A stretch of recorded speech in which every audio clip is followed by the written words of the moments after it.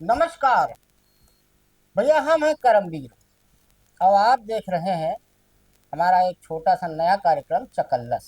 अब मामला ये है कि इस समय हमारे जो महामानव हैं दुगल अंकल, तो इस समय वो यात्रा पे निकले हैं, चुनावी प्रचार यात्रा। तो आज वो पश्चिम बंगाल भी थे, पटना भी थे, कल वो आएंगे कानपुर। अब देखिए वो कल जाते हैं कि नहीं जाते हैं उस शुभम द्विवेदी के यहाँ, जो पहलगाम में जिसकी हत्या हो गई थी। बहुत कम समय हुआ था उसकी शादी। लेकिन मोदी जी जम्मू कश्मीर नहीं जाते। मोदी जी की एक बड़ी खासियत है, मानो या ना मानो, मोदी जी हर उस जगह नहीं जाते हैं जहां कोई घटना घटी होती है, क्योंकि वो नॉन बायोलॉजिकल है। तो सशरीर जाने की उनको कोई जरूरत नहीं।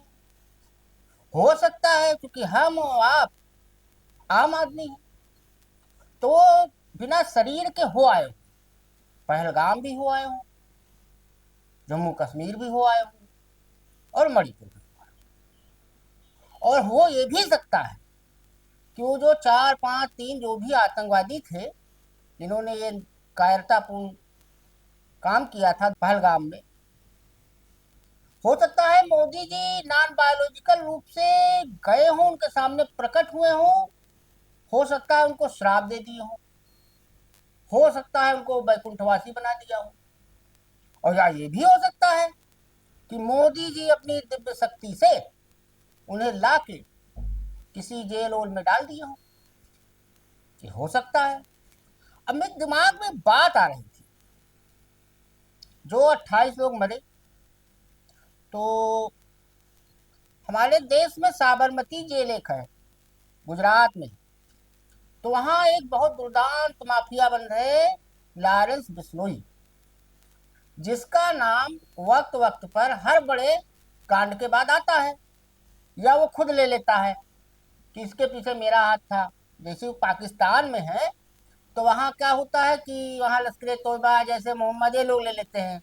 ये भी एक पब्लिसिटी का तरीका होता है।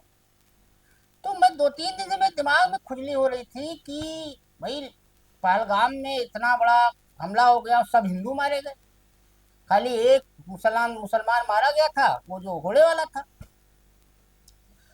तो मेरे दिमाग में आ रहा था कि भैया ये लॉरेंस बिश्नोई जी को भी तो जानकारी हुई होगी जलवा में, अखबार तो जाता ही है। तो लॉरेंस बिश्नोई या उनके गैंग के किसी आदमी ने अभी तक उन आतंकवादियों को क्यों नहीं चैलेंज किया है, या कोई ऐसी बात क्यों नहीं कही कि हम तुम्हें खोज के मारेंगे। वो तो हिंदुओं के बहुत बड़े नेता हैं लॉरेंस बिश्नोई, सलमान खान के पीछे पड़े हैं। एक तो भी जल्दी आपको याद होगा, बिहार वाले सांसद पप्पू यादव, उन्होंने भी कहा था, बाद में वो डर गए थे पप्पू यादव जी। तो खैर, बहरहाल, तो आज मोदी जी पश्चिम बंगाल के अलीपुर द्वार में पाकिस्तान को फिर उन्होंने चेतावनी दी। मोदी जी बहुत बढ़िया साफा वाफा बांध के और बढ़िया सदरी वदरी पहन के गर्मिया में, अब लेकिन मंच पे लगा रहता है ना, एसी उसी लगा रहता है, वो आपके हमारे लिए नहीं लगा रहता जो हम लोग नीचे कुर्सी पर बैठे रहते हैं भाषण सुनते हैं। हमारे आपके लिए तो जो मिलता है बुकलेट, उसी से इसी से हाँको, थोड़ी बहुत हवा लग गई तो लग गई, नहीं कोई बात नहीं। तो अब मोदी जी ने 7 डेलीगेशन भेजे हैं 35 देशों में, उसका एक अलग रायता बह रहा है। शशि थरूर का अलग रायता बह रहा है, निशिकांत दुबे अलग अपना रायता फैलाए हैं। अब भाई मोदी जी 72-78 देशों में 88 बार से ज्यादा हुआ है। तो ऐसे मौके पे मेरे जैसे अज्ञानी को लगा था कि हो सकता है मोदी जी खुद जाएं, क्योंकि वो विश्वगुरु हैं और सारे देशों में उनका लंका डंका बजते रहता है। तो खैर, मोदी जी ने ये काम अपने हनुमान बांदरों को दे दिया, जाओ तुम लोग उछल कूद करो, और हम तो भैया देश में ही रहेंगे, और चुनावी सीजन है तो अब हम चुनाव प्रचार करेंगे। और उनकी नसों में सिंदूर तो गरम गरम बही रहा है, तो चचा गालिब भी जहां होंगे शर्मा रहे। और आपको याद होगा, अभी मंगलवार को गांधीनगर में थे तो उन्होंने मेक इन इंडिया इंडिया का बात किया था, विदेशी सामान का बहिष्कार का भी बात किया था। तो हमने आंकड़ा निकाला भैया।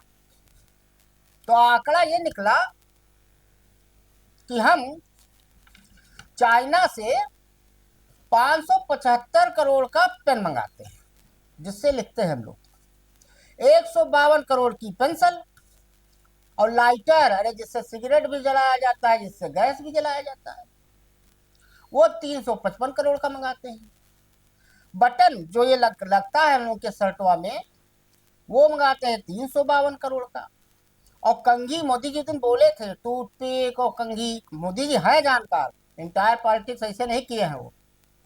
तो 769 करोड़ का वो कंघी मंगाई जाती है। 214 करोड़ का टॉयलेट पेपर भी मंगाया जाता है।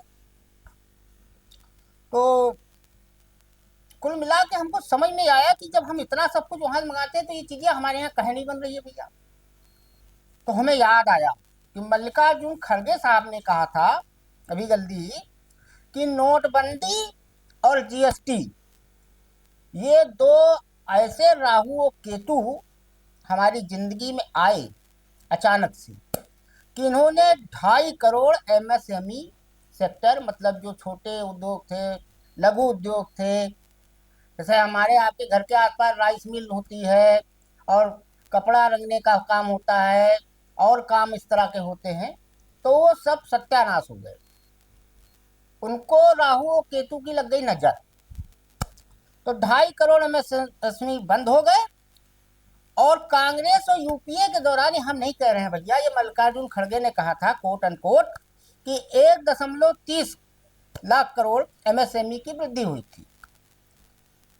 तो कुल मिला के हमको समझ में यह आया कि नीति आयोग की मीटिंग भी थी। तो जो मोदी जी कह रहे थे कि नट बोल्ट, टूथपिक, एमएसएमई का यहीं पे बनना चाहिए और विदेशी सामान का बहिष्कार हो, खासतौर से गणेश जी का जो चाइना से आते हैं। तो भैया 12 करोड़ को रोजगार जो है जीडीपी का, वो एमएसएमई सेक्टर से मिलता था 2014 तक।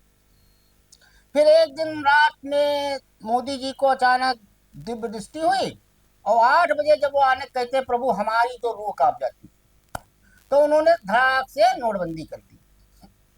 अब उससे क्या फायदा हुआ भैया, ये तो गॉड नोज ओनली। लेकिन मोदी जी ने कहा था आतंकवाद खत्म हो जाएगा, तो उसका ताजा तो अभी 22 अप्रैल को देखा गया। और नोटबंदी से कौन सा काला धन मिला? हाँ मिला, जस्टिस वर्मा के यहाँ जलता हुआ मिला, एक कानपुर में बहुत बड़े व्यापारी के यहाँ, गुटखा वाले के यहाँ मिला था, कन्नौज में मिला, छत्तीसगढ़ में कुछ अधिकारियों के यहाँ मिले। वो नोट काला धन मिलता है, कभी कभी मिल जाता है, बल्क में मिलता है कि मशीन मंगानी पड़ती है गिनने के लिए। तो भैया कुल मिला के मोदी जी जो हमारे विश्वगुरु हैं, वो 2047 में बनाएंगे विकसित भारत। तो उनका सब रहता है वो पोस्ट डेटेड चेक, वादा और कसमे वादे, प्यार वफा, सब बातें हैं, बातों का क्या। अब भैया बात है, मोदी जी ने वादा किया है, कोई स्टाम्प पे लिख के थोड़ा ना दिया है। अब मोदी जी कह रहे थे भैया कि वो 1948 में अगर पटेल की बात नेहरू जी मान लिए होते तो पीओके हमारा होता। तो बड़ा हमने दिमाग पे जोर मारा। तो हमने कहा भाई झूठ बोलने की कला अगर है, तो जैसे वो सीसी रविशंकर का है आर्ट ऑफ लाइफ, जीवन जीने की कला, तो मोदी जी के पास भी ऐसी एक कला है। तो जो उन्होंने कहा तो उसको अगर आप चेक कीजिए, अगर आप भक्त हैं तब तो आप मत कीजिए, तब तो जो आपके व्हाट्सएप इनिशिएटिव चल रहा है वही ब्रह्म सत्य है, ब्रह्म सत्य और जगत मिथ्या। लेकिन अगर जैसे थोड़ा बहुत बुद्धि विवेक हो, कभी कभी चल जाता हो, तो उसको चेक कीजिएगा कि प्रभु 1948 में जो सेना थी, भारत की भी और पाकिस्तान की भी, दोनों थी इंग्लैंड की, और दोनों सेना के जो अध्यक्ष थे वो भी अंग्रेजी हुआ करते थे। तो लॉर्ड माउंटबेटन ने परमिशन नहीं दी थी, क्योंकि उधर भी अंग्रेजों की ही सेना थी। तो उन्होंने कहा कि हम अपनी सेना को अपनी सेना से ही नहीं लड़ा सकते। दूसरा, 1948 तक राजा हरि सिंह जो थे कश्मीर के राजा, उनसे संधि भी नहीं हुई थी कि कश्मीर का विलय हो गया है भारत में। तीसरा, 48 में सरदार पटेल बीमार थे, तो उनकी कब बात हुई है? शायद हमें लग रहा है अकेले एक वाहिद शख्स हैं जो हमारे आदरणीय मोदी जी हैं, हमें लग रहा है पंडित नेहरू ने इनसे कहा होगा, क्योंकि ये तो है ही है नॉन बायोलॉजिकल तो ये कहीं भी आ सकते हैं, आकाश में, पाताल में, अंतरिक्ष में, थल में, नभ में, जल में, तो ये हो सकता है। तो कुल मिला के आज इतना ही। हमारा ये नया कार्यक्रम कैसा लगा बताइएगा। अगर अच्छा लगा तो ठीक है, नहीं लगा तो 2 रोटी और ज्यादा खा के सो जाइएगा। और चलते चलते ये बता दें आपको, वो माधवी बुच आंटी थी ना अपनी सेबी वाली, बड़ा आरोप आरोप लगा था। तो एक थे अन्ना हजारे, हम कभी कभी याद कर लेते हैं बूढ़ों को। तो उन्होंने लोकपाल के लिए बड़ा हाथोबा मचाया था, कांग्रेस की सरकार खा गए। तो उनको लोकपाल जी ने आज क्लीन चिट दे दी और कहा रत्ती भर उनके ऊपर कोई आरोप सिद्ध नहीं होता है। तो आज के लिए इतना ही। नमस्कार, खुश रहिए, धन्यवाद।